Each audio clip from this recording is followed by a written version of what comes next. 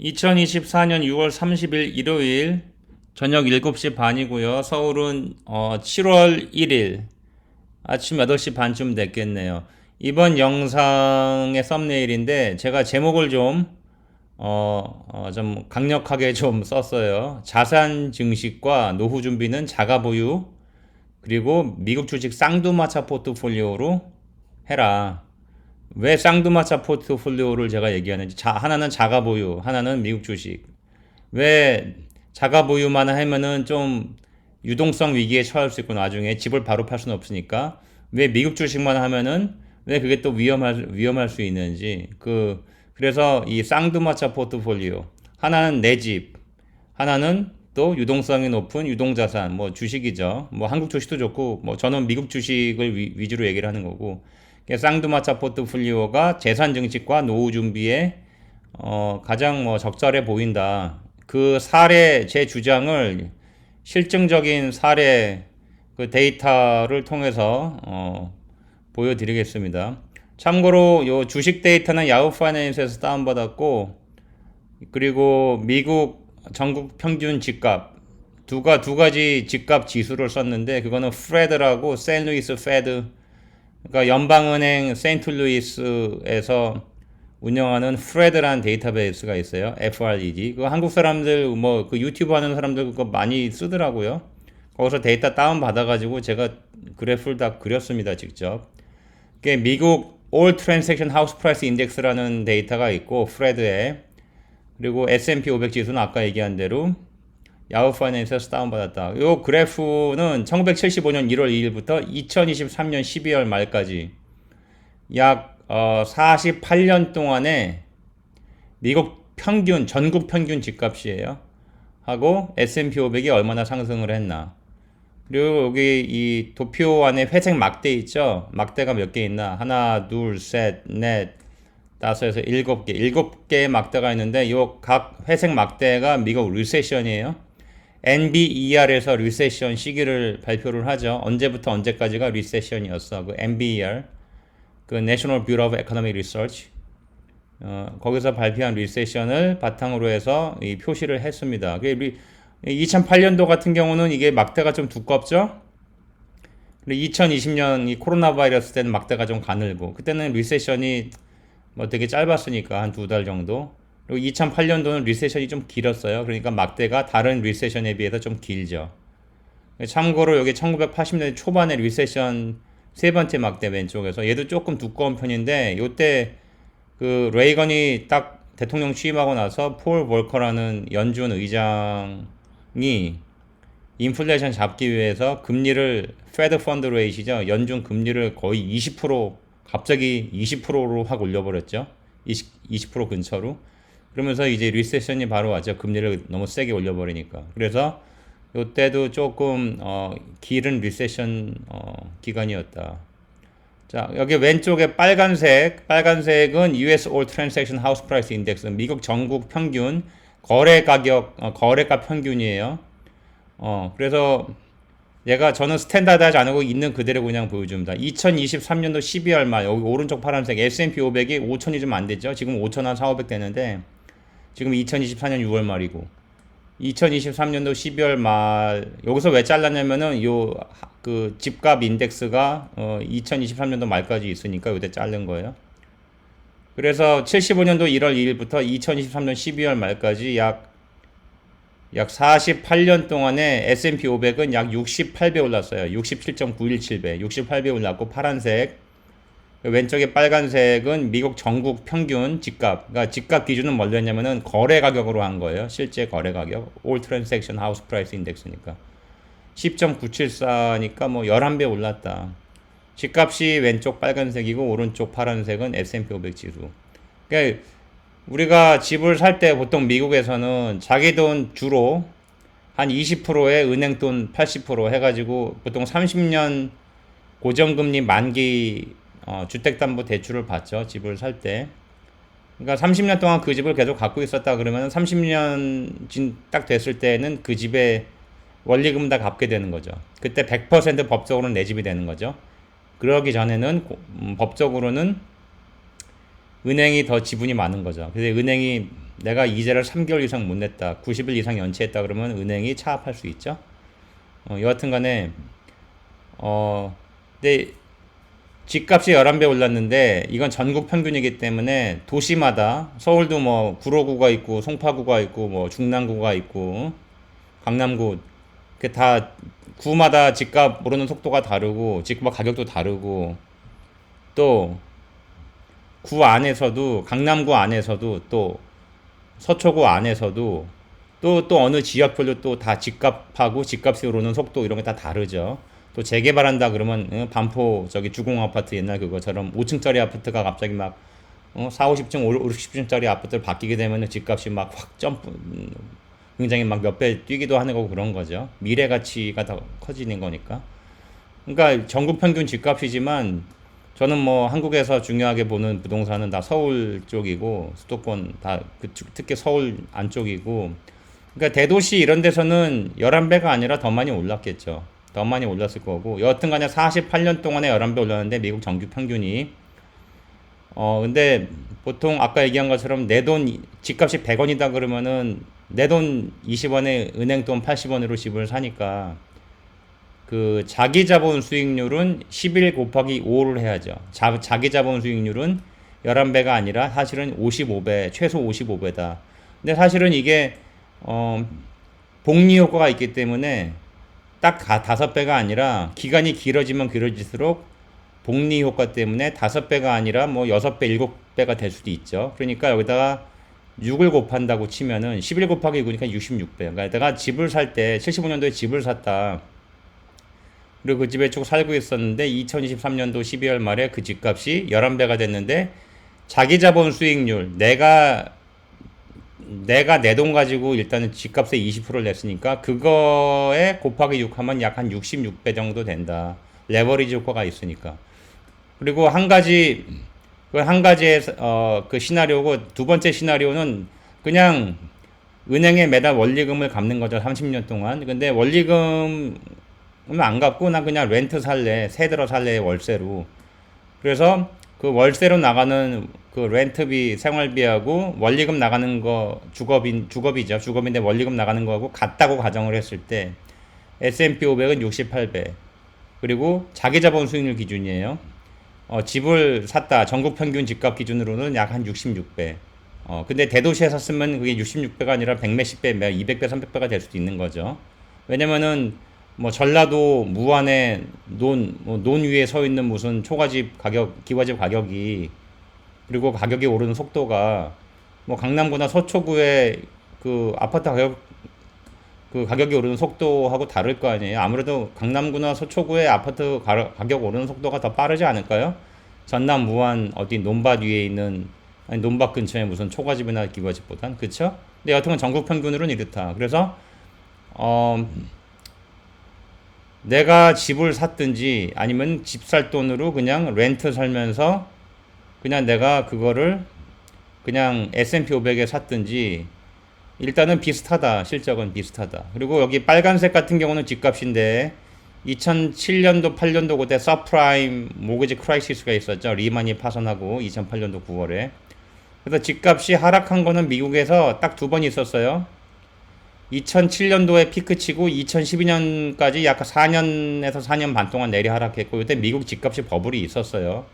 그래서 리만이 파산한 거죠. 부동산에 너무 많은 현금이 묶여 있어가지고. 그리고 또 한 번 집값이 내려왔을 때가 언제냐면은 잘 안 보이는데 2022년도 6월부터 2022년도 12월까지 약 6개월 동안 잠깐 하락했어요. 그리고 2022년 12월, 2023년 1월부터 지금까지 집값이 계속 상승했습니다. 미국이. 공급이 너무 부족해서. 고금리 때문에 건설 회사들이 집을 안 졌어요. 왜냐면 건설 회사들은 단기로 돈을 빌려가지고 집을 팔고서 딱 비즈니스 끝내고 또 다른 동네 가가지고 단기로 돈 빌려가지고 땅 사고 해가지고 집 짓고 또 분양하고 딴 데 옮기고 이걸 계속 해야 되는데 페드 금리가 갑자기 확 오르면서 2022년도 3월부터 공급업자들이 공급을 거의 다 지속을 못했어요. 금리가 너무 비싸져서. 그래서 수요가 줄어드는 것보다 공급이 더 많이 줌으로써 과수요 상태가 오히려 집값을 2022년 말 2023년도 1월부터 오히려 과수요가 된 거예요. 그래서 집값을 밀어올렸다. 서울도 똑같은 일 발생했습니다. 최근에 집값 들썩인다 그러지만 사실 서울도 2023년도 초부터 집값이 계속 오르고 있었어요. 거래량이 적어서 그렇지. 미국도 거래량이 지금도 적습니다. 왜냐면은 30년 금리 고정금리로 뭐 3%, 2%대 후반 가지고 있는 사람들이 집을 안 팔죠. 저도 안 팔아요. 저 2.875%로 전 40년으로 연장을 했어요. 40년 동안 2.875%할 수 있는데 30년도 아니고 40년 동안 집을 왜 팔아요? 지금 모기지가 7%가 넘는데 미국에서 저는 40년 동안 2.875%만 내면 되니까 저 같아도 집을 안 팔죠. 그래서 공급이 너무 줄었다. 집을 판다는 거는 구축 공급이고 건설업자가 집을 분양하는 거는 신축 공급이죠. 근데 신축도 줄고 구축은 구축대로 줄고 그래서 과수요가 발생해서 미국 집값이 계속 오른 거예요. 2023년도 초 2022년 말부터 서울도 똑같은 일이 발생했습니다. 집값이 두 번 하락했어요. 그래서 2007년도 8년도 거품 꺼지고 2012년도까지 그리고 2022년 6월부터 12월까지 요때 나머지는 집값 계속 올랐죠. 그 파란색은 S&P 500 지수예요. 리세션이 있을 때마다 한번 꼬꾸라지죠. 2000년 초반에 2001년부터 2003년도까지 닷컴 버블 터지고 하면서 리세션 왔죠. 그래서 집값 확 떨어졌고 또 2008년도 9년도에 리만 파산하고 하면서 또 한번 확 꼬꾸라졌고 2020년도에 코로나 바이러스 때 꼬꾸라지고 그리고 또 언제 있었죠? 1991년도에도 그 사담 후세인 그 걸프 전쟁 했죠. 사담 후세인 쫓아내고 쿠웨이트에서 그때도 리세션이 와가 전쟁 끝나고 리세션이 와서 좀 떨어졌고 변동성이 좀 있죠. S&P 500은 그래서 여러 번 떨어지고 내려가고 했지만 일단은 쭉 우상향을 해줬다. 크게 봤을 때. 하지만 집값은 딱 두 번 떨어졌다.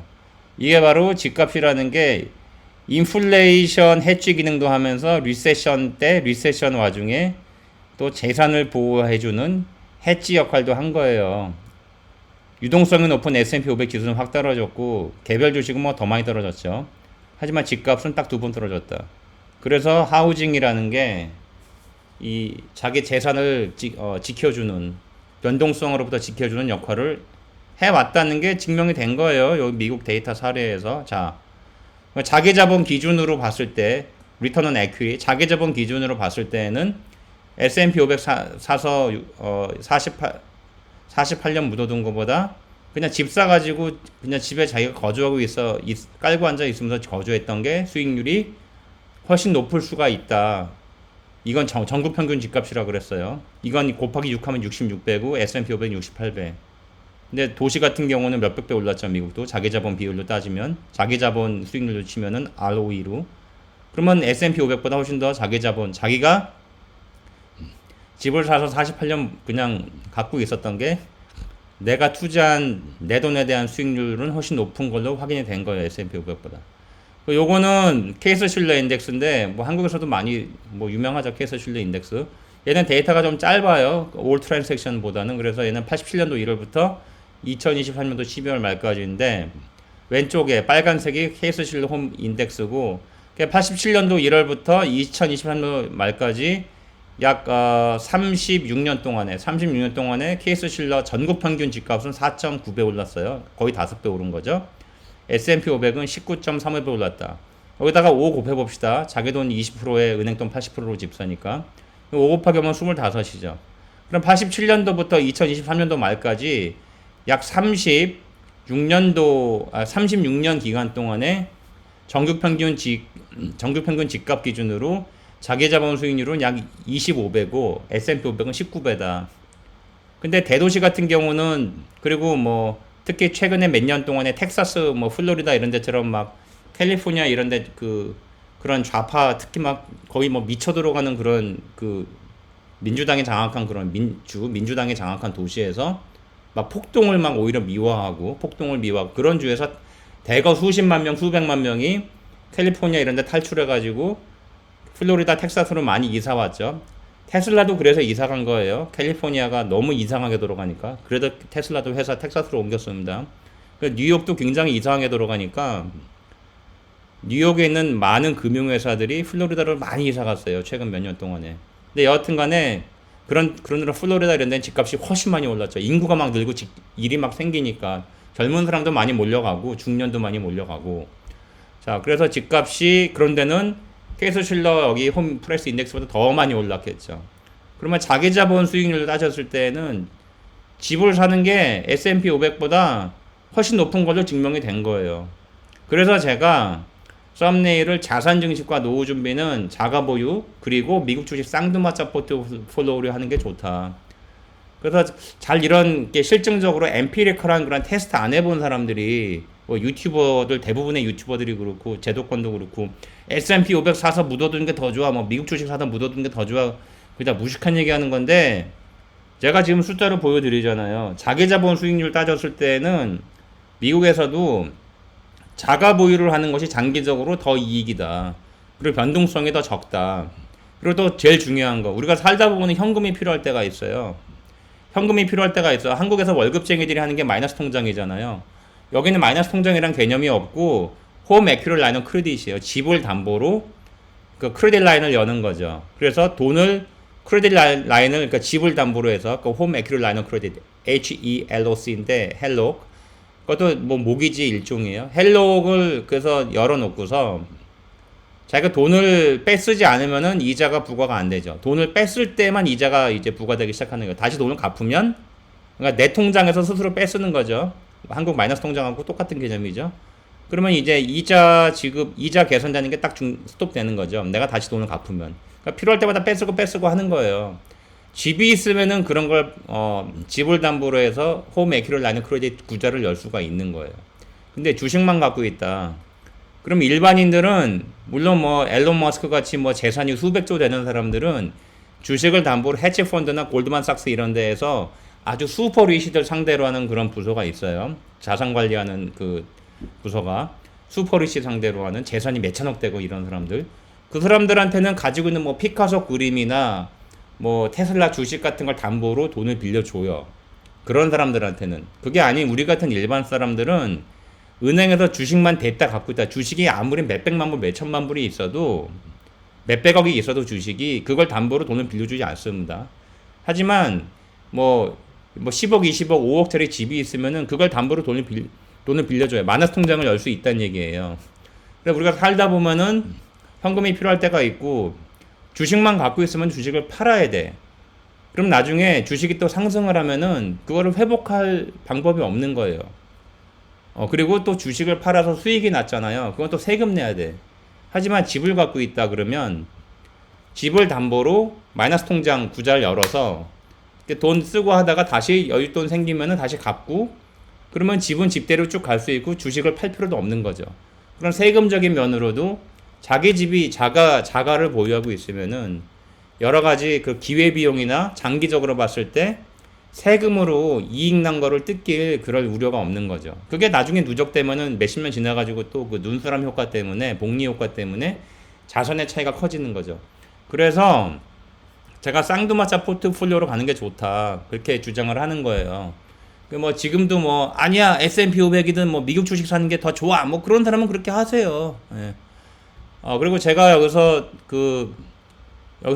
자가 보유라는 것을 얘기를 하는데 한국 같은 경우는 서울이라든지 아니면 뭐 대도시 그리고 일자리가 있고 젊은 사람들이 계속 몰려드는 그런 대도시를 얘기하는 거지 뭐 저기 뭐 전라도 한평 아니 뭐 경상도 어디 함안인가 뭐 예를 들어 그런데 뭐 전라도 한평이라든지 아니면 무슨 뭐 저기 경상남도 고성 뭐 그런데 뭐 논밭 아니면 거기 옛날 집들 견원주택 이런 거 얘기하는 게 아닙니다.